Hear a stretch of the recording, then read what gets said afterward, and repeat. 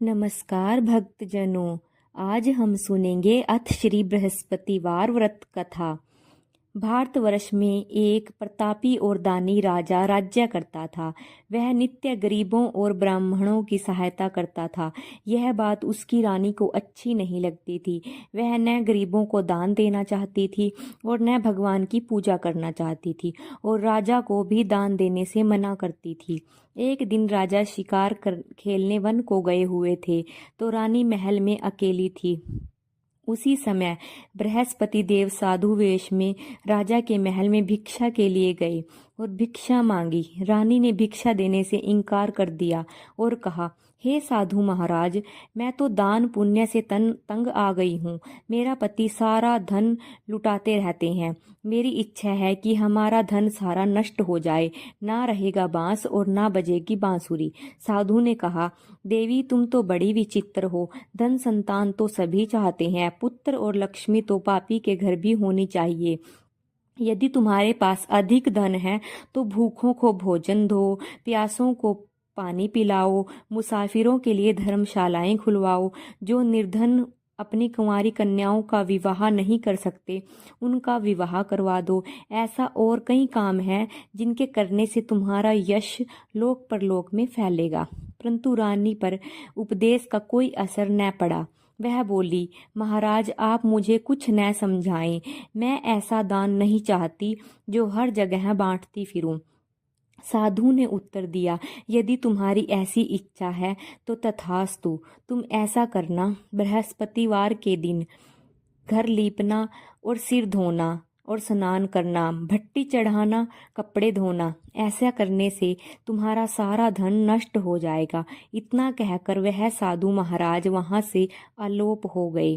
साधु के अनुसार कही बातों को पूरा करते हुए रानी को केवल 3 बृहस्पतिवार ही बीते थे कि उसकी समस्त धन संपत्ति नष्ट हो गई। भोजन के लिए राजा का परिवार तरसने लगा।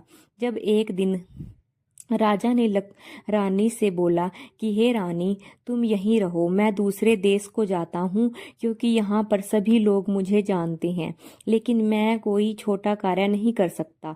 ऐसा कहकर राजा प्रदेश चला गया। वहाँ वह जंगल में लकड़ी काटता और शहर में बेचता। इस तरह वह अपना जीवन व्यतीत करने लगा। इधर राजा के प्रदेश जाते ही रानी और दासी दुखी रहने लगी। एक बार जब रानी और दासी को 7 दिन तक बिना भोजन के रहना पड़ा, तो रानी ने अपनी दासी से कहा, हे दासी, पास ही के नगर में मेरी बहन रहती है। वह बड़ी धनवान है। तू उसके पास जा और कुछ ले आ, ताकि थोड़ा बहुत गुजारा हो सके। दासी रानी की बहन के पास गई। उस दिन गुरुवार था और रानी की बहन उस समय बृहस्पतिवार व्रत की कथा सुन रही थी। दासी ने रानी की बहन को अपनी रानी का संदेश दिया, लेकिन रानी की बड़ी बहन ने कोई उत्तर नहीं दिया। जब दासी को रानी की बहन से कोई उत्तर नहीं मिला, तो वह दुखी होकर और क्रोधित होकर वहां से चली गई और घर आकर रानी को पूरी बात बताई। सुनकर रानी ने अपने भाग्य को कोसा। उधर रानी की बहन ने सोचा कि मेरी बहन की दासी आई थी, परंतु मैं उससे नहीं बोली, इससे वह बड़ी दुखी हुई होगी। कथा सुनकर और पूजन समाप्त करके वह अपनी बहन के घर आई और कहने लगी, हे बहन, मैं बृहस्पतिवार व्रत की कथा सुन रही थी। तुम्हारी दासी मेरे घर आई थी, परंतु जब तक कथा होती है तब तक ना उठते हैं और न ही बोलते हैं, इसीलिए मैं नहीं बोली। कहो दासी क्यों आई थी? रानी बोली, बहन तुमसे क्या छिपाऊं, हमारे घर में खाने तक को अनाज नहीं था। ऐसा कहते कहते वह रोने लगी और उसने सारी दशा बताई और बताया कि वह 7 दिन से भूखी रह रही है। रानी की बहन बोली, देखो बहन, भगवान बृहस्पति देव सबकी मनोकामना पूर्ण करते हैं।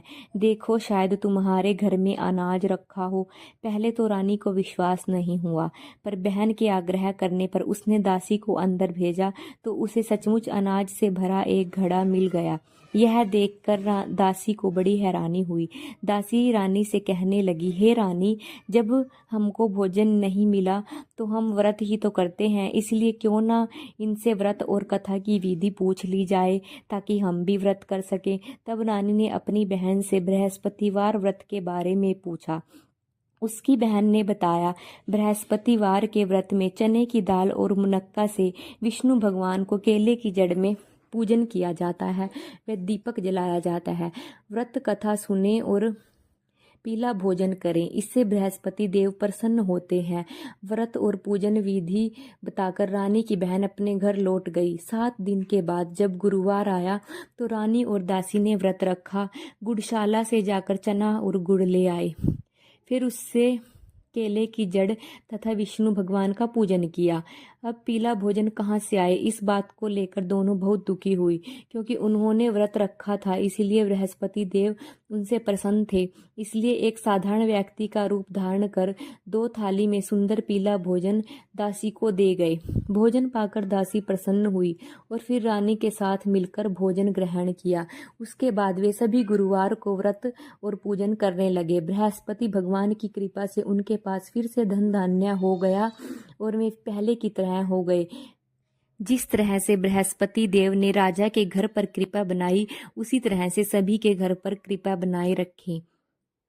विष्णु नारायण भगवान की जय। भक्तजनों, वीडियो अच्छी लगी हो तो लाइक करें और सब्सक्राइब करना ना भूलें।